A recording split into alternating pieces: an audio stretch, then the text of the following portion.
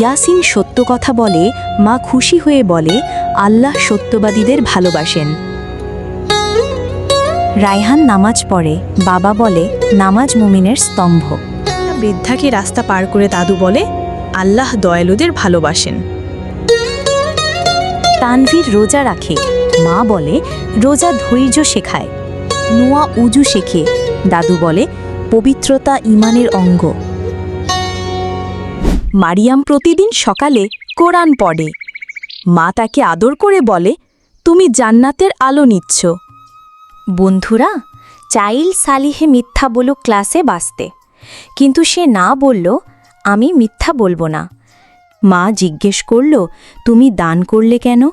সে বলল, আল্লাহ দানকারীদের ভালোবাসেন। এক বন্ধু হাসানকে ধাক্কা দিলেও সে রাগ করেনি, বরং সে হেসে বলল, তুমি ঠিক আছো? আসমা দেখল বান্ধবীরা একজনের বদনাম করছে। সে চুপচাপ সরে গিয়ে বলে, এটা তো গীবত,